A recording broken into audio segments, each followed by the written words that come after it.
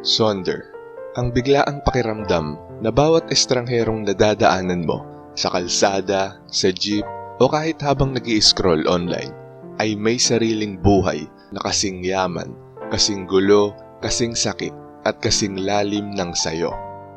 May mga childhood memories sila, may mga pagsisising kinikimkim, may mga ritual na tanging sila lang ang nakakaalam, may mga pangarap na hindi nila binabanggit at may mga sugat na daladala nila sa katahimikan.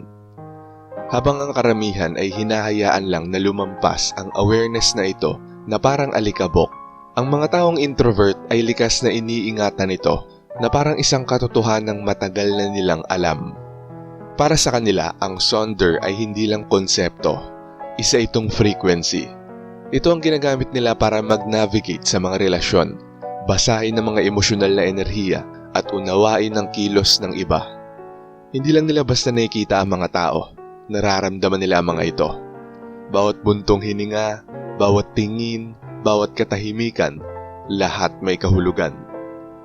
Ang sonder ang nagiging kompas nila sa mundong masyadong maingay para makinig. Narito ang paraan ng mga introvert sa pag-a-apply ng Art of Sonder sa kanilang buhay.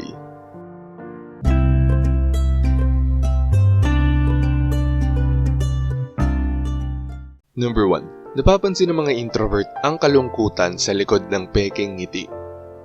Ang mga introvert ay may likas na kakayahang makita ang mga emosyonal na kontradiksyon.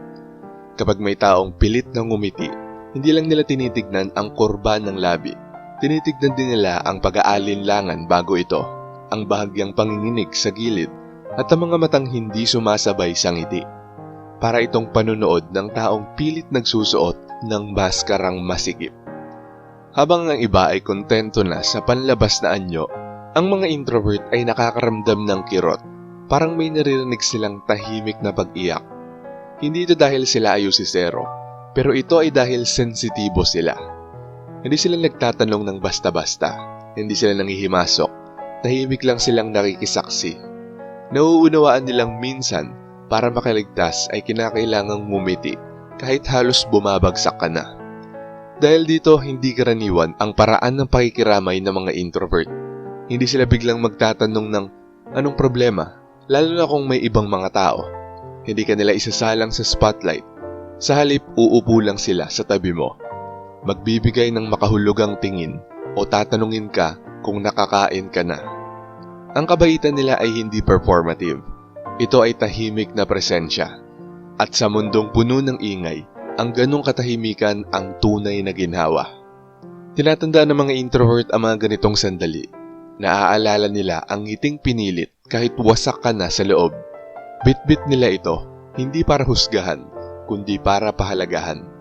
Dahil alam nilang ang taong kayang magpanggap ng saya sa kabila ng kalungkutan sa mata ay hindi nangangailangan ng tanong, kundi ng pag-unawa. Number 2, nararamdaman ng mga introvert ang kwento sa likod ng mga mata. May kakaibang kakayahan ng mga introvert para silang emotional radar. Habang naglalakad sa mall o sakay ng bus o nasa trabaho, hindi lang sila basta tumitingin. Para silang nakikinig sa kaluluwa ng mga estranghero. Minsan isang tingin lang sa taong mag-isang nakaupo at bigla nilang mararamdaman ang lungkot na hindi kanila. Maaaring dahil sa mga matang malayo ang tingin o sa tindig na parang pagod pero matatag. Maaaring sa paghinga, sa kilos o sa katahimikang may laman. Hindi man nila alam ang buong istorya, nararamdaman nila ang silweta nito. Hindi nila basta iniisip na random ang mga damdaming yon. Alam nilang may ibig sabihin yon. At hindi lang naman lungkot, nararamdaman din ng mga introvert ang pag-asa, guilt, pananabik at maging ang ligayang itinatago. Halimbawa, kapag may estrangherong nilalaro ang pendant ng kanyang kwintas, gumagana ang imahinasyon ng mga introvert. Alaala ba ito ng isang yumao? Regalo ba ito ng isang minamahal?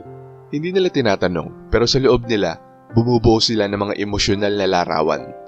Hindi para manghimasok, kundi para rumispeto. Dahil para sa mga introvert, ang bawat tao ay mas malalim kaysa sa kanilang panlabas na anyo. Minsan nakakapagod ito. Isang lakad lang sa mataong lugar at para na silang may dalang sandaang kwentong hindi nila narinig pero naramdaman nila. Pero ito ang kagandahan, tahimik nilang iniingatan ng mga damdaming yon. Hindi nila ito ginagamit, hindi nila ito ginagawang kwento. Dinadala lang nila ng may tahimik na respeto. Number 3. Tahimik ang mga introvert dahil nakikinig sila sa tunay na kalagayan ng mga tao. Tahimik ang mga introvert hindi dahil wala silang masabi, ngunit dahil mas pinipili lang nilang makinig sa mga bagay na hindi sinasabi. Sa gitna ng mga kwentuhang puno ng ingay, sila ang nakakaramdam ng lungkot sa likod ng mga tawa, ng inggit sa ilalim ng mga papuri, at ng tensyon sa simpleng pagbabago ng mga tono. Hindi lang sila nakikinig sa mga salita, kundi pati na din sa mga emosyonal na daloy ng bawat tao sa paligid. Alam nila na hindi lahat ng sinasabi ay totoo. Minsan, ang okay lang ay may dalang pagod. Ang pagtawa ay maaaring gamiting panangga sa kahihiyan. Ang sorry ay pwedeng maging empty. Kaya hindi agad sumasagot ang mga introvert. Nagmamasid muna sila, nag-aanalisa. Hindi para manghusga, kundi para makaintindi. Ang katahimikan nila ay hindi kawalan. Puno ito ng pagmamasid at pakikiramdam. At kapag nagsalita na sila, natatahimik ang lahat. Hindi dahil malakas ang boses nila, ngunit dahil malalim ang laman nito. Sanay silang maghintay ng tamang sandali bago magbitaw ng mga salita. At kapag dumating na ang sandaling yon, madalas eksakto ang tinatamaan nila. Parang may nagsalita ng isang bagay na hindi alam ng mga tao na matagal na pala nilang gustong marinig. Sa mundong maingay at puno ng mga patalbugan, ang mga introvert ay parang salamin. Hindi nagpapakitang gilas, pero nagpapakita ng totoo. Kaya sa bawat tahimik nilang sandali, may damdaming naririnig. At sa bawat salitang kanilang binibitawan, may katotohanang tinatamaan. Number 4, nagtatanong ang mga introvert na mga tanong na nakakapagpagaling. Hindi mahilig sa mga mababaw na usapan ng mga introvert. Hindi sila interesado sa ano mga pinagkakaabalahan mo, kamusta weekend mo. Mas gusto nila ang mga tanong na marahan pero malalim. Mga tanong na tila walang ingay pero biglang nagpapabukas sa mga matagal mo nang tinatago. Tulad ng, anong kanta ang palaging nagpapaalala sa'yo na mag-relax? Sa tingin mo, nahanap mo na ba ang closure? Hindi ito scripted, hindi ito pang post. Ang mga tanong nila ay parang paanyaya. Handa ka na bang maging totoo? Kapag sila ay nagtatanong, buo ang atensyon nila. Wala silang ibang ginagawa. Hindi nila tinitignan ang phone nila. Hindi sila naghihintay ng pagkakataong isingit ang sarili. Naroroon lang sila. Tahimik pero buo. At sa panahon na karamihan ay kalahating nakikinig lang, ang ganitong presensya ay bihira at nakakagaling. At kapag sumagot ka, hindi ka nila pipigilan. Hindi ka rin nila puwersahang paaaminin. Tahimik lang silang makikinig. Minsan may simpleng tango o tingin na parang nagsasabing, sige lang, ligtas ka rito. Kaya maraming tao ang nagugulat sa kanilang sarili. Hindi nila inaasahang magbukas, pero napapakwento pa rin. At kapag natapos ang usapan, napapaisip na lang sila. Bakit ko nga ba nasabi yon? Ang sagot, kasi naramdaman mong pinakinggan ka. Hindi para sagutin, kundi para tunay na intindihin. Sa mundong mabilis at maingay, ang mga introvert ay parang himig na hindi kailangang isigaw, pero ramdam mo kahit pabulong. Number 5, napapansin ng mga introvert ang mga maliliit na sandaling naglalaman ng buong kwento. Para sa mga introvert, ang katotohanan ay bihirang sumisigaw. Madalas ito'y nakatago sa mga maliliit na sandali. Yung panginginig ng boses kapag nabanggit ang isang partikular na paksa, yung bahagyang pag-iwas ng mata kapag pinag-uusapan ng nakaraan, o yung biglang pagkibit balikat kapag binanggit ang isang pangalan. Sa iba, ito ay walang saysay. Pero para sa mga introvert, para itong piraso ng mas malawak na kwento. At sila ang mga tahimik na nakakahuli nito. Hindi para sa chismis, hindi para sa drama, kundi para buuin ang emosyonal na timeline ng isang tao. Gamit ang mga patterns, mga pag-aalangan, at mga hindi nasabi. Samantalang iba parang mahika ang kanilang obserbasyon. Paano niya nalaman na may mali? Paano niya na-foresee na magkakahiwalay yung magkaibigan bago pa nag-away? Simple lang, ang mga introvert ang uri ng tao na nagbabasa ng buhay sa mga pahinang walang letra. Alam nila na kapag may nagsabi ng ayos lang ako, habang mahigpit ang hawak sa sariling kamay. Kapag sobra ang kwento tungkol sa kaligayahan, baka desperado itong paniwalaan. Hindi ito pagiging mapanghusga, ito ay pagiging maalaga. Gusto nilang maunawaan ang iba. Gusto nilang ibigay sa mga tao ang dignidad na tunay na makita. Kaya kahit maliit lang ang kilos, kahit isang saglit lang ng katahimikan, nararamdaman ito ng mga introvert. Dahil para sa kanila, ang mga hindi sinasabi ay kadalasang may bigat na hindi kayang buhatin ng mga salita. Number 6. Kayang umupo ng mga introvert sa tabi ng kalungkutan nang hindi ito inaayos. Karamihan sa mga tao ay hindi komportable kapag may nasasaktan. Gusto nilang ayusin agad, patahimikin o gawing aral ang bawat pighati. Pero ang mga introvert alam nila na hindi lahat ng sakit ay kailangang resolbahin agad. Minsan, ang kailangan lang ay may makasaksi. Yung tahimik pero mainit na presensyang nagsasabing, hindi mo kailangang itago yan. Okay lang na hindi ka okay ngayon. Kapag gumuho ang mundo ng isang tao, hindi sila magbubuhos ng mga klise. Hindi sila magbibigay ng payo kung hindi hinihingi. Sa halip, mananatili lang sila. Tahimik na uupo sa tabi ng kalungkutan. Kahit paabutin ng ilang oras na walang salitang namumutawi. At sa katahimikang yon, unti-unti nagsisimula ang paggaling. Hindi dahil nawala na ang sakit, ngunit dahil pinayagan na itong umiral ng walang kahihiyan. Ang mga introvert ay likas na tagapangalaga ng mga emosyonal na espasyo. Hindi passive ang kanilang katahimikan, protective ito. Pinoprotektahan nito ang nararamdaman ng isang tao laban sa mga panghuhusga, mga pilit na payo at fake positivity. Sa presensyang ito, mas malaya ang mga tao na umiyak, magalit at magsabi ng totoo. Ang mahika ng mga introvert ay nasa pagtanggi nilang madaliin kang gumaling.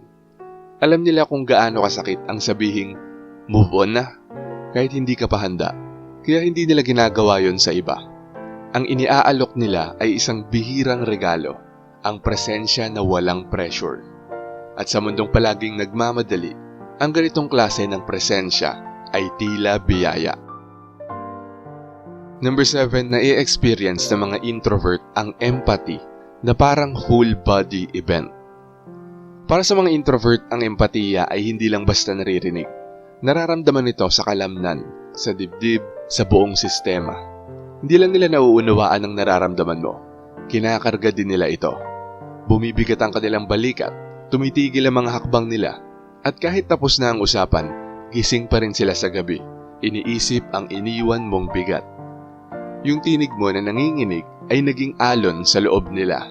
Ang lungkot na ikinuwento mo ay kasama nilang binubuhat buong araw.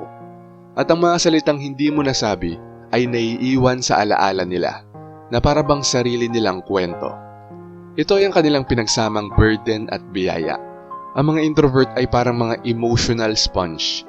Kung ano ang tinatalikuran ng iba, sila ang tahimik na tumatanggap. Oo, nakakapagod ito. Pero ito rin ang nagpapalalim sa kanilang pag-unawa sa pagiging tao. Hindi lang sila nakikiramay gamit ang isip, pati katawan nila nakikisalo. Kaya kakaiba ang pakiramdam kapag nagpakita sila ng habag. Ito ay tunay at buo. Hindi dahil nagpapanggap silang nakikiramdam, ngunit dahil nararamdaman talaga nila ng tunay. Number 8, ini-imagine ng mga introvert ang buhay ng tahimik na tao sa sulok. May kakaibang pagkahumaling ang mga introvert sa mga taong hindi nagsasalita. Hindi nila binabaliwala yung taong kumakain mag-isa sa cafeteria. Hindi nila tinatawanan yung estudyanteng nananatili lang sa upuan kahit tapos na ang klase.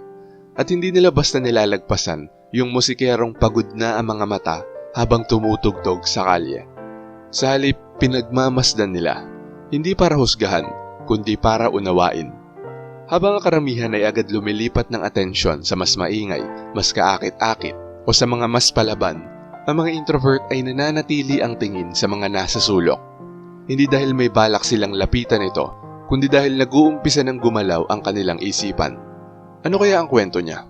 Anong klaseng alaala ang daladala niya? May mahal ba siyang iniwan? May pangarap ba siyang itinatago? O may sugat ba siyang hindi pa naghihilom? Tahimik pero buo ang imahinasyong ginagawa ng mga introvert.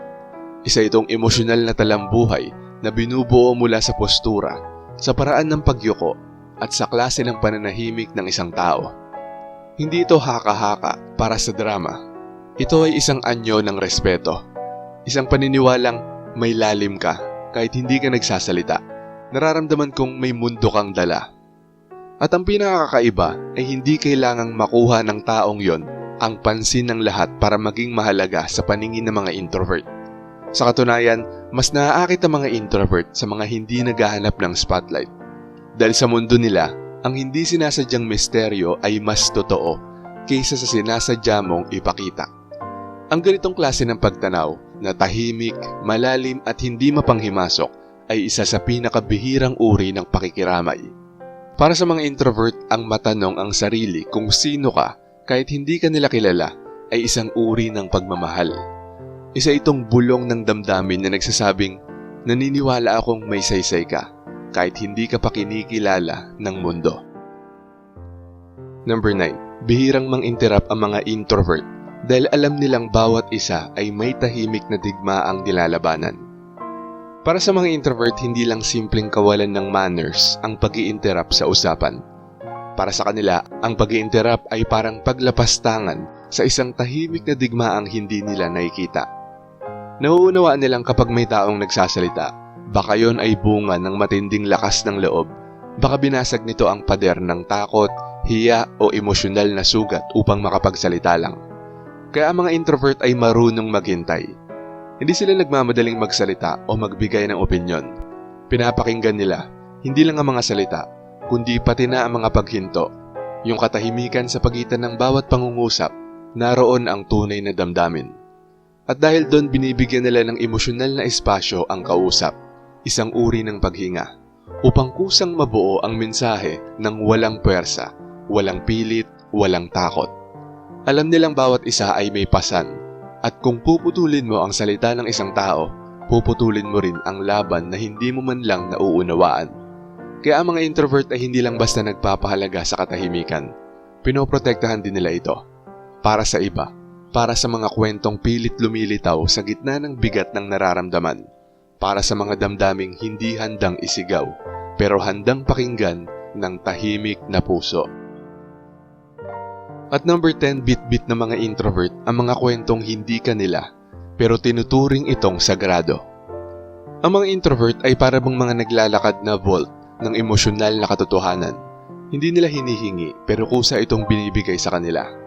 Minsan sa gitna ng tahimik na paglalakad, may isang biglaang pagbuhos ng damdamin. Minsan sa isang simpleng tanong, isang matagal ng lihim ang isinusuko. At ang mga tao, kahit sila mismo ay nagugulat, tila tiwala agad sila na ligtas silang maririnig. At hindi sila nagkakamali. Hindi ginagamit ng mga introvert ang ibinahaging kwento sa kanila bilang armas. Hindi nila ito ichinichismis para maging kawili-wili. Hindi nila ito ginawang istorya para sa mga kwentuhan. Hindi nila binibitawan ang kahit anong piraso nito. Sa halip, tahimik nila itong iniingatan. Kahit pa ito ay isang lihim na ibinulong lang. Kahit pa ang taong nagkwento ay parang hindi seryoso. Kahit pa tila walang saysay sa iba, sa mga introvert, sagrado ito. Ang bawat piraso ng kwento ay inilalagay nila sa kanilang tahimik na memorya. Parang mga painting sa isang lihim na gallery. Hindi para kolektahin ang sikreto, kundi dahil alam nila kung gaano ito kabihira, ang pagkatiwalaan ng isang pusong walang depensa. Kaya't hindi nila ito kailanman binabaliwala. Sa puso ng isang introvert, ang bawat kwentong isinusuko sa katahimikan ay hindi lang basta alaala. Ito ay isang sagradong tiwala, at gagawin nila ang lahat para manatili itong buo. Ang mga introvert ay hindi narito para mapansin. Narito sila para makakita. Hindi sila maingay dahil naka-tune in sila sa mas malalim na frequency. Mga emosyon na binabaliwala ng iba, mga kwentong hindi napapansin, at ang tunay na pagkatao sa likod ng pagpapanggap. Sa pamamagitan ng Art of Sonder, nakakakonekta ang mga introvert sa mundo. Hindi sa pamamagitan ng ingay, kundi sa pamamagitan ng pagmamasid. Hindi sa palakpakan, kundi sa presensya. At kahit kadalasan ay hindi sila napapansin ng mundo, ang mga taong nakaranas ng tahimik nilang atensyon ay hindi kailanman nakakalimot. Dahil kapag tumingin sa'yo ang isang introvert, buo kang nakikita. At sa sandaling yon, mapapagtanto mo, hindi ka pa kailanman tunay na napakinggan hanggang sa pakinggan ka ng isang taong introvert. Shoutout sa mga nanood at nag-comment sa bagong upload na to. Shoutout kay Paul Eliakim Saldoga. Sabi niya, wala na akong pakialam sa kanila sa kung anong gustong isipin nila sa akin. Kung ano yung gusto nilang gawin sa buhay, hinahayaan ko na lang. Tahimik kong maobserbahan yung bawat kinikilos nila. Walang babala, walang salita, at walang kimkiman ng galit. Dahil kapag gumalaw at bumitaw na yan ng huling desisyon, tapos na ang buhay nila. At lahat ng yon ay magbabago sa isang iglap ng hindi na mababawi. At hindi na nila makikita yon kung paano ako magdesisyon. Kapag tapos na sila kahit ano pang apologize nila sa akin. Sabi naman ni Sabotahe Rap Vlog, mas delikado mauga ang malalim. Parang paglindol sa karagatan, mas malagim ang pagsambulat ng malalaking daluyong na siyang wawasak sa pangpang ng kababawan. At ayon naman kay Miguel Pajarillo, hello sir, next po, anong nangyayari o ginagawa ng mga introvert pag napapagalitan o napagsasabihan? Halimbawa, may nagawang mali ang mga introvert, tas pinagalitan sila. At shoutout kay Marie Delight Worker, Angela Ochoco, Kalayaan Kapayapaan, Rebecca Ogata, Arky Takot, Juan KLI Tink, Annalyn Granada, RJ Mera, Dennis Aransanso, Pax Tumulak, Ramlat, Edmundo Jornadal Jr., Jola Short Video, Cathy, The King, Emma Villanueva, Kangaroo, at kay Ladislao Ablaza. Maraming salamat po sa panonood.